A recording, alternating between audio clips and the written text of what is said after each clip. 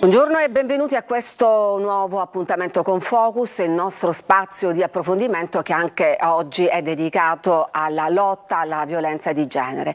L'abbiamo fatto tante volte, ci torniamo oggi perché proprio oggi ci sono stati i funerali di Giulia Cecchettin, il femminicidio che ha sconvolto l'Italia. Oggi a parlare non è stata la sorella Elena, che pure ha usato parole forti e terribili, ma abbiamo sentito la voce pacata del papà Gino che ha detto, fra le altre cose: spero che questo dolore ci aiuti a cambiare.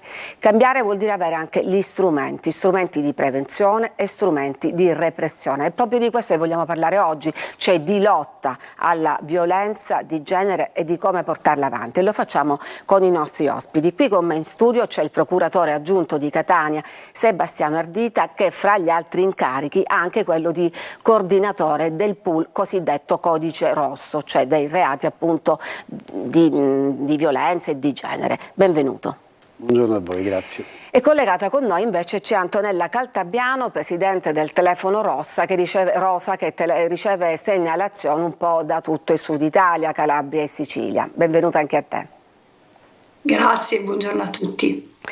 Ecco, allora bisogna avere gli strumenti per combattere e portare avanti questa lotta. Abbiamo detto che lei coordina questo pool e è una nota positiva.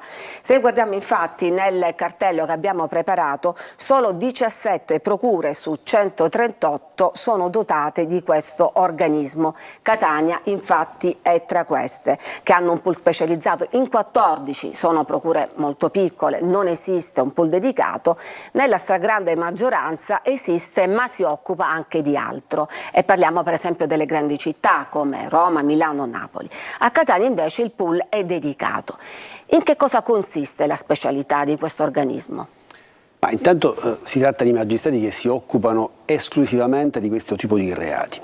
Sono dedicati all'attività di contrasto ai reati contro le fasce deboli, al Codice Rosso, hanno una formazione specifica anche nell'approccio con le vittime di questi reati, ma soprattutto hanno una modalità operativa, un protocollo di intervento che prevede pochissimo tempo prima dell'adozione di misure o di richieste che appaiono fondamentali per scongiurare il pericolo di gravissimi reati contro la persona, di femminicidi o comunque di lesioni, di fatti che possono compromettere l'ordine e la sicurezza pubblica.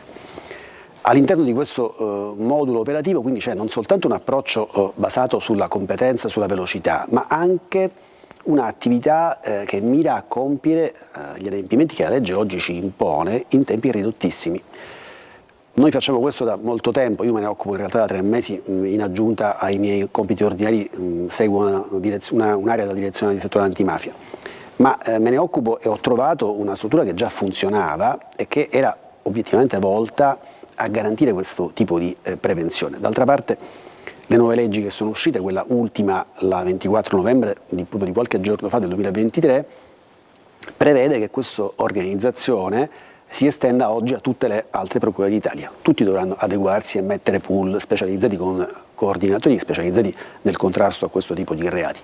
Parliamo del DDL Roccella che ha voluto portare ulteriormente avanti la normativa del cosiddetto Codice Rosso, che è già una normativa che esiste dal 2019, lo dico ai nostri telespettatori, che ha cercato di rendere più tempestiva l'azione rispetto a questo tipo di reati, ma che naturalmente necessita di continui aggiornamenti e sull'onda emotiva anche, diciamo, di quello che è successo, ha creato questa intesa bipartisan, sempre nell'ottica della tempestività. È vero che poi però, nonostante questi tentativi, e qua non parlo più di magistratura, ma ci torneremo, ci sono delle defiance, c'è un'inchiesta in corso per esempio sui carabinieri di Venezia che a quanto pare non hanno dato seguito alla segnalazione al 112 in cui non sappiamo che tipo di non potevano immaginare che tipo di reato era in corso, ma c'era una richiesta di aiuto, c'erano comunque della violenza. Non sono intervenuti, quindi sono vari anelli di questa catena che devono essere rafforzati, in particolare al di là diciamo degli strumenti in base anche alla formazione, che è quella che serve, la sensibilizzazione sia delle forze dell'ordine che dei magistrati. Ho preparato un altro cartello sulla formazione, che è il secondo cartello, in cui si dice che sono sono dati, dobbiamo dirlo, che risalgono al 2018, probabilmente in questi ultimi anni è successo qualcos'altro. 437 su 8.891 i magistrati che hanno seguito dei corsi di formazione presso la scuola appunto della magistratura. Adesso si cerca di incrementare questo accesso. Guardi, la formazione è indubbiamente importante con riguardo a quelli che possono essere i moduli innovativi che noi per esempio abbiamo attuato tempo fa, ma che molti altri uffici hanno attuato. Ma quello che conta è una comunicazione completa tra i tre attori coprotagonisti di questa vicenda della prevenzione, che sono l'ufficio giudiziario, la polizia giudiziaria e gli uffici che si trovano sul territorio, siano essi uffici legati ai servizi sociali o al volontariato, che intercettano in qualche modo anche gestiscono l'afflusso delle notizie di reato e preparano le vittime all'incontro col magistrato o con la polizia. La sinergia di questi strumenti ci consente di intervenire in modo tempestivo. Oggi ci sono strumenti nella nuova legge, questa legge che lei ha definito Roccella perché è stata approvata proprio qualche giorno fa, che consente effettivamente per esempio l'arresto differito fuori dalla flagranza, entro le 48 ore quando sia identificabile l'autore di un reato, anche reati gravi ovviamente come gli atti persecutori o i maltrattamenti in famiglia, sulla base di dispositivi elettronici, di telecamere. Dopo l'identificazione l'arresto immediato è considerato nella flagranza. C'è un decreto... Ci sono anche dei rilievi di incostituzionalità che sta sollevando qualcuno su questo, però da una parte... ci sono sempre dei contrappesi nei sistemi, noi qui ragioniamo di prevenzione della vita delle persone e dunque un sacrificio che sarebbe un'accelerazione nella valutazione dello stato di libertà delle condizioni che porta poi alla privazione dello stato di libertà, che poi sarà comunque seguita da un vaglio del giudice, rappresenta un contrappeso adeguato, non è certamente una violazione tale da far richiamare la violazione costituzionale. E poi c'è il decreto del pubblico ministero di allontanamento dalla casa familiare o di distanziamento, di divieto di avvicinamento, che può essere anche questo emesso fuori dalla flagranza quando ci siano condizioni per le quali attendere il giudice sarebbe rischiare di andare incontro a un pericolo concreto di un danno alla persona. Quindi sono nuove misure che, partendo da una comunicazione efficace fra pubblico ministero e polizia giudiziaria, possono scongiurare molte volte i fatti di reato. Noi a Catania l'abbiamo fatto diversamente, artigianalmente, lavorando sulla collaborazione senza questi strumenti e per molto tempo anticipandoli ci siamo riusciti, però obiettivamente questi sono strumenti fondamentali. Detto questo, ovviamente l'imponderabile non è mai possibile prevederlo, è dunque possibile che una persona che abbia maturato in modo improvviso una scelta la compia e ci metta nella condizione di non poter intervenire. Però secondo quello che è un dato di esperienza, i segnali di violenza nelle famiglie che possono portare poi all'intervento preventivo efficace possono essere raccolti e possono diventare per noi strumenti per salvare la vita. Parliamo di quelli che si definiscono i cosiddetti reati spia, come ad esempio lo stalking. Antonella Caltabiano, è vero però che in base alle statistiche che abbiamo a disposizione soltanto l'85% delle donne che ha subito violenza non ha presentato denuncia. Siete voi il primo filtro quando una donna si decide a parlarne, perché c'è un'altissima percentuale di donne vittime di violenza che si scopre in base a questo questionario che non ha mai parlato con nessuno, neanche con una parente o una vicina di casa. Già arrivare a voi, a uno sportello, a un centro di ascolto, a un telefono rosa è il primo passo. Le donne che si rivolgono a voi di solito hanno già vissuto un percorso di violenza, di abusi, non è un reato che si manifesta all'improvviso, no? È così. Sì, molte volte si tratta di donne, la maggior parte delle volte si tratta di donne che subiscono danni e che ad un certo punto sembrano quasi arrendersi allo stato delle cose, e quando riescono a ad alzare la testa, ad avere il coraggio di chiedere aiuto, la maggior parte di loro esprime paura. Hanno paura di quello che può succedere dopo. Sono donne che non sentono di poter essere veramente protette, e questo ce lo dice il numero dei femminicidi, ce lo dice il fatto che la maggior parte di coloro che quest'anno sono state uccise, sono più di 110, avevano già denunciato. È vero che godiamo di un apparato normativo che dovrebbe garantire la protezione di queste vittime, ma se ancora si continua a morire, se il numero dei femminicidi non si abbassa, vuol dire che c'è qualcosa che non funziona, vuol dire che probabilmente non disponiamo di un numero adeguato di risorse umane dedicate a questo dramma, vuol dire che magari dobbiamo ancora agire sulla formazione di tutti gli attori che insieme si trovano a dover proteggere la donna che decide di denunciare. E quando manca la comunicazione, la commissione tra i diversi enti, e tra questi ci siamo anche noi, centri di volontariato, centri antiviolenza, e allora non si riesce a garantire una protezione efficace. Ecco, sicuramente il coordinamento è una cosa molto importante, no? Tra tutti gli attori di questo meccanismo che a volte va in cortocircuito. Sì, diciamo che il coordinamento avvia in certi casi la strada che porta poi alla denuncia. Preparare una vittima alla denuncia non è un atto, diciamo, privo di implicazioni e di necessità di professionalità, perché significa adeguare diciamo, la sua conoscenza, abituarla a questo atto che è un atto di rottura, la denuncia, per un atto che salva la vita in moltissimi casi. E dunque questo rapporto col territorio, questo sensore del territorio è molto importante. Ma poi c'è tutto un lavoro da fare sulle famiglie, ci sono bambini che devono essere poi affidati ad altri soggetti che non possono stare in contesti di inferno nei quali non si vive una vita normale. Insomma, la famiglia ha bisogno di un sostegno esterno che miri sempre alla salvaguardia delle realtà sane, perché non dobbiamo confondere chiaramente le liti in famiglia che possono capitare con i fatti che denunciano violenza, che dunque sono spie per i femminicidi e per i reati più gravi. Insomma, l'atteggiamento di questi centri di ascolto e nella collaborazione con gli organi giudiziari è quello di attenzione, di distinzione delle situazioni, di intervento risanativo quando è possibile risanare la realtà delle famiglie, e poi di denuncia tutte le volte in cui c'è anche il minimo pericolo che si sfoci nel femminicidio o un atto di violenza grave nei confronti delle persone.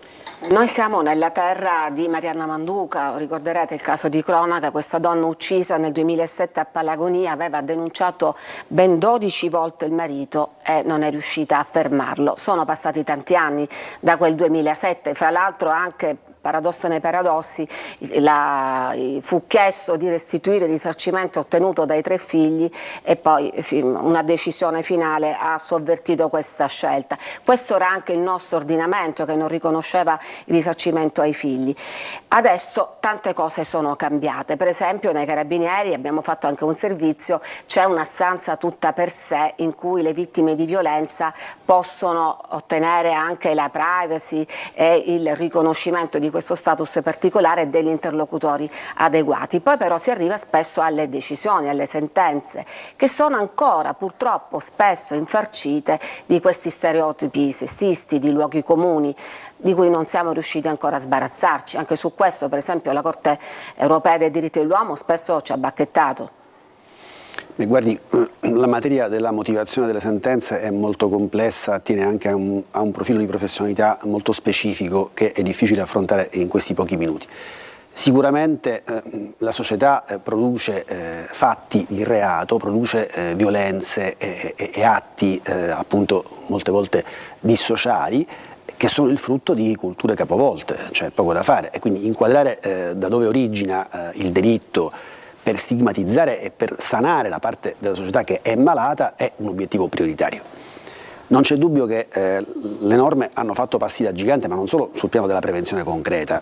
Fino a qualche anno fa nel nostro paese esisteva una norma che consentiva un attenuante rilevante per l'omicidio per causa di onore, era una sorta, diciamo, di legittimazione dell'omicidio del caso di tradimento, perché la pena era sostanzialmente irrisoria, a volte neanche scontata, e dunque obbediva inevitabilmente a uno schema culturale deforme e del tutto antiquato. Superare questo schema è molto importante. Quello che è importante è, diciamo, non avventurarsi in ragionamenti ideologici che servono a poco, ma riconoscere le difficoltà interpretative dei fenomeni sociali. Per esempio, non c'è simmetria nel rapporto fra uomo e donna in queste vicende, non è che sono reati di genere perché riguardano un po' l'uomo e un po' la donna, sono femminicidi perché riguardano il sesso debole che nella dimensione del conflitto familiare, laddove l'uso della forza come strumento di soluzione del conflitto diventa una sorta di meccanismo ancestrale di soluzione dei problemi soccombe, c'è poco da fare, cioè, è un problema che ha una direzione soltanto nella sua sostanza. Certamente qui non vogliamo fare questa analisi sociologica, ma capire se veramente le donne, anche con queste ultime modifiche legislative, possono sentirsi un po' più protette di prima, anche se la strada ovviamente è lunga. Ne continueremo a parlare tra poco, subito dopo la pubblicità.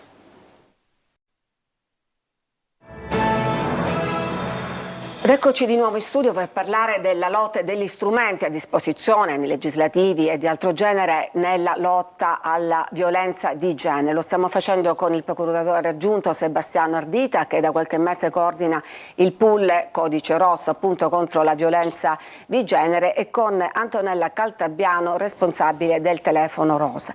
Che ci dicevi, Antonella, appunto che spesso le donne non si sentono sufficientemente protette. Che cosa dalla vostra esperienza, dalle storie che avete voi raccolto, dove vorrebbero le donne sentire più rafforzato questo sistema di protezione che evidentemente ha tante falle?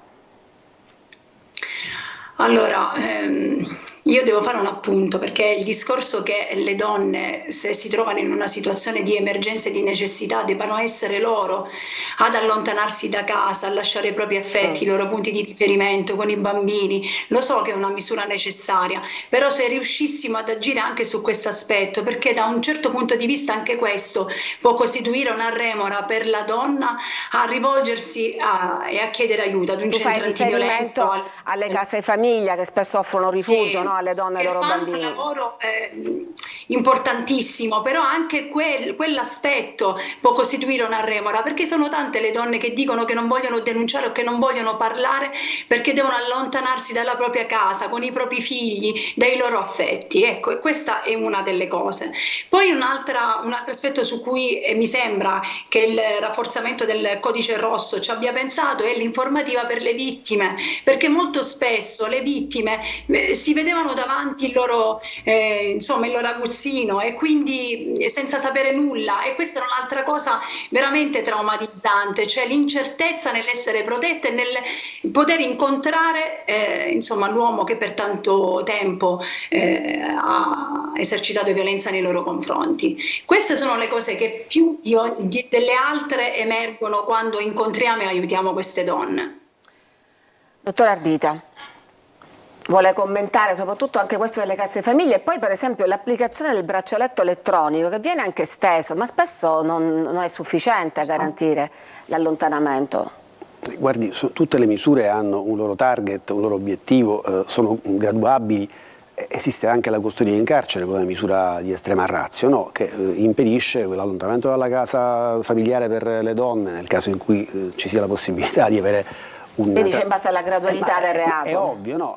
Trovare la soluzione più corretta al caso concreto dovrebbe essere, diciamo, la scelta che poi viene fuori dalle informazioni, anche dalla valutazione complessiva di quello che è la storia che ci si presenta. Non esistono soluzioni in sé, di per sé stesse, risolutive. Occorre che siano accompagnate da attenzione, da vigilanza, da attenzione, da capacità di conversione in misure diverse quando ci si rende conto che la situazione non si controlla più col semplice divieto di avvicinamento o con l'allontanamento del coniuge, perché il più delle volte è l'autore di violenza che viene allontanato dal luogo in cui opera, diciamo, dalla casa familiare, nel 99% dei casi. Però in certi casi potrebbe essere necessario, quando si tratta anche di realtà complesse, invasive, quando la minaccia può arrivare da più persone, potrebbe essere utile il rifugio nella casa protetta, per esempio, da parte delle vittime. Insomma, ci sono soluzioni che sono legate alle più diverse realtà.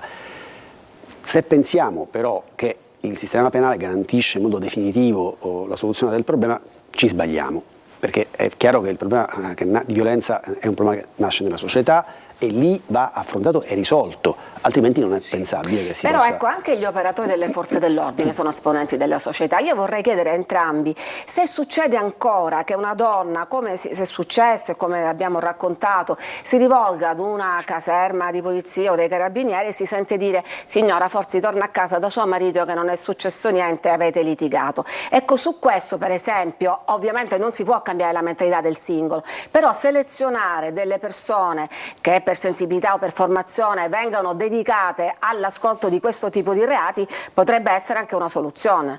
Certo, soprattutto sensibilizzare le persone che ricevono una denuncia o comunque una richiesta di aiuto più che una denuncia. Questo tipo di denunce non devono essere raccolte da chiunque con la sua mentalità che si porta dietro, ma da personale specializzato. Oggi è così. Oggi è così, nel nostro distretto è così. Cioè, esistono degli uffici che hanno una specializzazione e che devono essere chiamati in causa quando ci sia il problema delle violenze sulle donne. Antonella, tu che hai uno sguardo che va oltre, diciamo, Catania e abbraccia anche varie regioni, risulta che è così anche in altre realtà? A me dispiace dirlo, però a noi è successo in passato e continua a succedere. Sicuramente c'è stata una riduzione in questo tipo di accoglienza o reazione da parte, insomma, dell'ente che raccoglie, che siano i carabinieri, che sia la polizia, e mi chiedo se basti soltanto la formazione, questo tipo di formazione che è stata elargita negli ultimi anni, visto che ancora continua a succedere. No. C'è un problema di fondo. Che cosa dice una persona che chiede aiuto alla persona alla quale viene rivolta la richiesta di aiuto? Questo è il punto. Perché se dice poco, se omette le cose più importanti, se omette la violenza, per esempio. Questo è vero, no, Antonella? Questo è vero che le cose escono fuori piano. La formazione deve consistere nel riconoscere situazioni di aiuto, rispetto alle quali quello che viene detto non è tutto, perché altrimenti quella risposta, torno in famiglia, potrebbe essere la risposta di uno che si sente dire sì, abbiamo litigato, abbiamo urlato, ma dietro queste vicende ci sono anche altri fatti, ci sono violenze, ci sono minacce anche psicologiche gravi. Ecco, sapere cavar tutto dalla vittima nel momento in cui chiede aiuto, questo è un momento di professionalità importante. Certo, Antonella, è così, una donna è difficile che immediatamente tiri fuori tutto, no? Questo senza dubbio, ma non possiamo generalizzare, perché è successo anche che pur insomma dicendo tutto, raccontando tutto l'avvenuto, succede che poi arrivano ai centri antiviolenza dopo essere stati dai carabinieri e aver ricevuto il consiglio di tornare a casa. Ora io non voglio generalizzare, però purtroppo è successo, non lo posso dire che non sia così. Naturalmente le donne che si rivolgono a voi oppure che contattano il 1522 o qualsiasi altro centro non sono obbligate a fare denuncia, questo noi lo vogliamo dire, perché voi comunque fornite un supporto psicologico anche graduato in base appunto alla gravità della situazione, però fate anche capire che la denuncia è un passaggio importante in certi casi. Certo, noi intanto rispondiamo H24, abbiamo un numero di cellulare al quale siamo sempre pronti a rispondere, assicuriamo un appuntamento in sede in tempi brevissimi, a seconda dell'urgenza anche tempestivamente, lavoriamo in stretta collaborazione delle forze dell'ordine, non posso, ecco perché dicevo non si può generalizzare, loro chiamano in anonimato. Cioè noi non vogliamo sapere neanche il loro nome, viene attribuito un numeretto, quindi sono liberissime di prendere un consiglio o di sfogarsi e non richiamare il centro, anche se poi noi cerchiamo in tutti i modi di avvicinarle ovviamente per far capire quanto sia importante denunciare e cercare di mettere un punto a quel vortice di violenza. Dottor Ardita, c'è una novità in quest'ultimo DDL in cui si prevede anche l'azione d'ufficio da parte della magistratura rispetto a reati di questo tipo? In che senso l'azione di ufficio? Cioè che non è soltanto con la denuncia da parte della vittima? Ma ci sono reati per i quali ovviamente la procedibilità è a querela, reati per i quali sempre più e in sempre più casi si opera d'ufficio, senza la possibilità che, avendo saputo di un fatto di reato anche grave domestico, si debba chiedere il consenso della vittima. Questo fa parte adesso, diciamo, di un patrimonio acquisito di azione e anche di normazione. No, dicevo rispetto ad alcune novità. Tra le novità invece, Antonella, c'è anche questo dell'educazione alle relazioni, al rispetto o sentimentale. Anche su questo, 3 ore a settimana, secondo te? Tra l'altro tu insegni a scuola voi avete realizzato una stanza zero, che anche questo è uno spazio protetto in cui ragazzi e ragazze giovanissimi possono portare avanti le loro denunce. Ecco, secondo te è giusto, immagino, partire da qua ed è sufficiente questa misura? Non posso dire che sia sufficiente, però sicuramente si comincia da qualche parte. In avanti, certamente, ma già anche, insomma, adesso c'è questo vortice mediatico che ci sta coinvolgendo, ma già da qualche mese si era mosso qualcosa. E, devo dire, è importante sensibilizzare i ragazzi e far capire loro qual è il modo giusto di approcciarsi all'altro sesso, ma è anche importantissimo ascoltarli. hanno delle storie alle spalle, hanno il bisogno di essere seguiti e di confrontarsi con un adulto, con un punto di riferimento che magari non siano i genitori. Ecco il motivo per cui è nata la stanza zero di cui parlavi. Dottor Ardita, siamo in chiusura. Vogliamo anche rassicurare le donne che sono in ascolto che a Catania, quantomeno a Catania e in altre decine di procure in tutta Italia, c'è un pool dedicato e c'è un controllo anche sulla tempestività di tutti i rapporti fra gli organi interessati. Certamente c'è una velocità di azione rispetto al momento della denuncia che è scandita da una circolare molto precisa che stabilisce come e quando gli atti devono essere messi in movimento. E in pochissimo tempo il fascicolo della notizia di reato arriva sul tavolo del magistrato che deve occuparsene, già assegnato e con la qualificazione corretta.